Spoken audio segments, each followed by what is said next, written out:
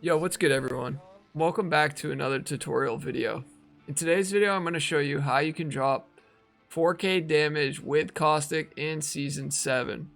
Now, I heard a few people talking about this week, and I don't know if it's true, but it definitely feels true. It feels like the SBMM is cranked to the max. I feel like every game I've had has just been insanely difficult. So I was solo queuing trios for at least a few hours, struggling to get any sort of content, and I said screw it, I'm gonna bring out the big guns, I'm gonna play Caustic, and I'm gonna run a duo, see if that makes it any easier. The duo lobby took too long, so I went back to trios, and then it ended up sticking me in a duo game, and this is the first game I have for you, and it was an absolute banger. I mean, it was still sweaty, don't get me wrong, but I definitely ended up better off than any of my previous games. So if you're new here, please consider subscribing so you don't miss out on my next upload. And if you enjoy this video, please be sure to slap a like on it. I'm going to walk you through this whole game and show you how you can drop 4K damage with Caustic. Let's get into it. Alright, so when you're playing as Caustic, you want to look to favor buildings. Playing in Fragment is your best move. I got beamed with that Hemlock. The Hemlock is a really scary gun right now. It's pretty broken. So I figured if they're going to fight me, I'll have them come to me. My level 20 teammate probably doesn't know what's happening, so I figure I have to 1v2. So I'm holding this angle. I'm looking to do a lot of damage with this Mastiff. And I'm successful in killing them. That was my goal. I knew that they would push me because they cracked my armor, but I kind of baited them. I want them to come into my house when I play Caustic. Now there's a lot of fighting going on in Fragment right now. So I look to continue to move on. You'll see I get scanned here from the building on the left, and I hear people in this building that I'm walking into. So I assume there's two teams. So I play this kind of safe. If I fight first, I'll probably get third partied. So I wanted to try to read the situation, but I also wanted to get involved by taking this building.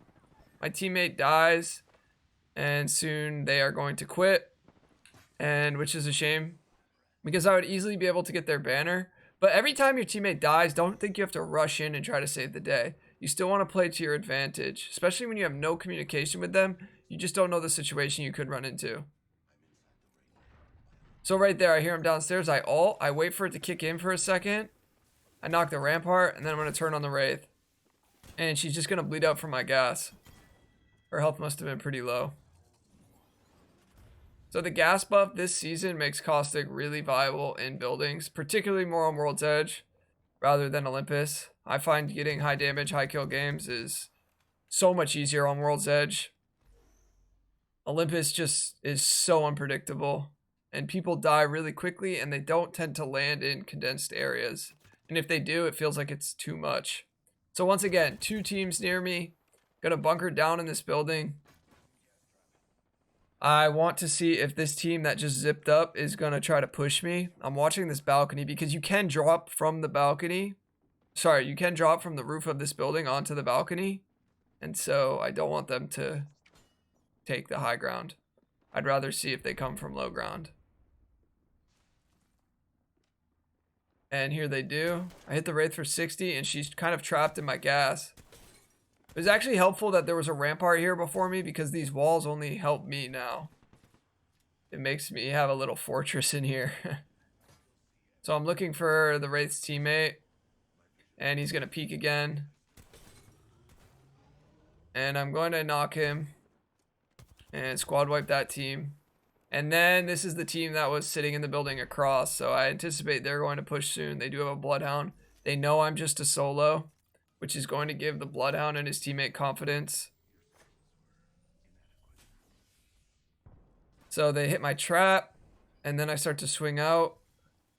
You always want to push your enemy if they're in your gas, but if there's two of them, that's when things can get a little messy. So once again, I ult. I wait for it to kick in a little. I get a knock. This Wraith seems like a decent player, so I don't want to challenge her. I want to heal first. I'm going to throw a nade just to help prevent the res.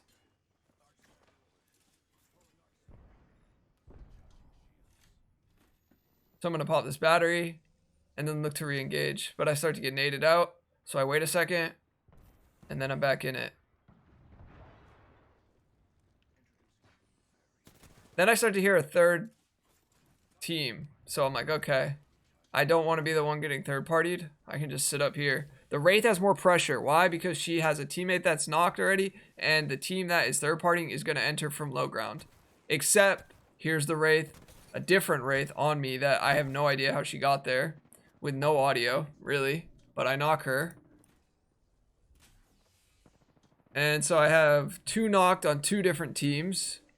So I'm going to heal, and then look to re-engage. So it looks like that Wraith quit. And then here is the sweaty Wraith, and I'm able to squad wipe that team as well. Basically, this whole video is just me getting third-partied in this building. It's crazy how many people pushed me. So I knock one, I throw a trap down, I'm going to shoot it just to block off them chasing. I am going to start to heal. When you play as a solo, you want to be cautious. You want to take your fights strategically. So I'm just going to back up because I heard the lifeline res, so I know they're up. And I don't want to push that right now. So I'm going to wait here for a sec. I'm going to heal and then look to re-engage. Then I get Bloodhound scan. So I know I killed an Octane, and I know the Octane's teammate was a lifeline. So putting 2 and 2 together, it's a third team once again. So I'm going to wait here. I do have an angle if this team does try to come in from the doorway like so. Do some damage. And this is when I get really aggressive. This is a high risk, high reward situation. I could get shot in the back fighting this team here. But once I hit the Bloodhound for flesh, this is when I got really aggressive. And I squad wiped them. I'm going to hit a quick armor swap here, just in case I get third partied. Do a lot of damage to that person.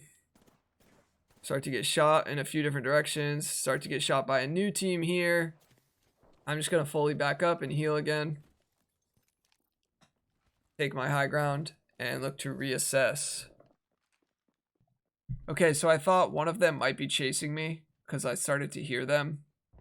So I was holding that angle, but they were actually just looting this box out here. So you'll see I do like 90 damage, and then I'm going to take high ground again.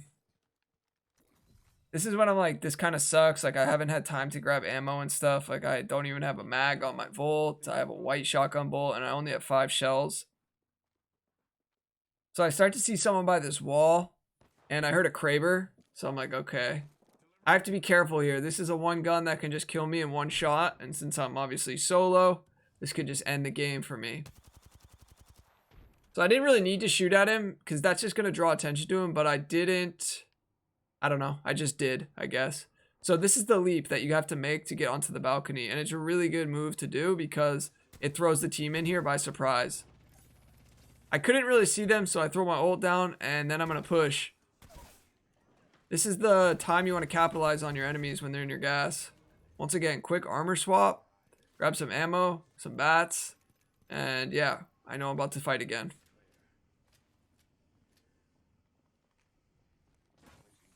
Now, this fight was the hardest fight probably that I had to take. So I knew it was an Octane, and I didn't know the teammate. But then I hear a grapple. So I think they're going to come up from the balcony. And there's a rampart wall on the other side. And I start to hear them kicking it down. So I knock this Octane. I throw a trap, but then I get beamed. So I have to drop. So I armor swap here. It's somewhat broken. I know the Pathfinder is going to res the Octane. I'm going to throw some traps down here. I'm going to nade just in case the path gets aggressive and wants to push, so I have enough time to medkit.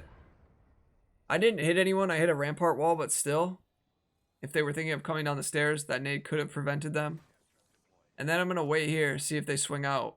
Now, a good team could just come at me from 2 different stairwells. So they pinch me, but they don't end up doing that. But I don't even see the Octane slide by. And obviously I have no digi, so right here I really thought I was going to die. But I get out, hit an armor swap. I have 1 shotgun shell, so I'm like, okay, I need to swap guns. As much as I love the Mastiff, the Hemlock's probably the 2nd best gun right now because it can act as kind of a shotgun and a mid-range gun. Like I said at the start of the video, it's very broken. I don't really like using it because I feel like it is broken, but I just had to pick up a weapon here. So he shoots my trap, and they're just giving me 1v1s. So I knock this path, and I can hear the Octane coming from down low now. Their timing was a bit off. So then I know the Octane's going to follow up. He breaks my armor, and then I drop down here. The Octane starts to revive the path, but he ends up letting go, which honestly, that's their bad, because he probably had enough time to get the path up, because I had to come up 2 sets of stairs. So once I crack it, that's when I push, and I end up killing them both. Now, that was a good fight because I got a lot of damage off on them. When you have to knock people multiple times, that's when you're going to stack the damage. So I look at how many people are left. There's 2 squads, assuming they're full. That's 4. And I have 16. I was really hoping to get a 20. So I got shot on my left. I look at zone. It's kind of an unfavorable zone for me, because epicenter and survey camp, besides the buildings at survey camp, it's a pretty wide open high and low ground area. Not the best for a solo Caustic. So I start to move right because I don't want that team on the left to have shots on me. So I see a team crafting. So I'm like, all right, I'm going to play down low of epicenter. Kind of my best spot to play. I hear somebody very close. I thought they would have heard me too, but I'm not sure that they did. So I'm like, okay, if somebody's crafting, then I should have enough time to 1v1 this person. You always want to play on the info that you think is true. If it turns out that info is bad, well, that's the best thing you had to go off of, right? So I knock and thirst, come back in here. Now I see someone, and I'm like, okay, that's probably the teammate that was crafting. But then this guy shows up, and so I'm like, what the heck? So I'm able to knock this Octane, but then I get shot in the back, and then the other person sandwiches me, and it's just a GG. So I was really upset because that would have been an easy 20, because I ended up having 2 knocked on 2 different teams. Well, one was already thirsted, being the Wraith, but still. That was my highest damage yet, guys. I hope this video helped you. I hope you're able to get a high damage game with Caustic. And once again, if this video helped you in any way, please consider subscribing, and I will catch you guys on the next video. Peace.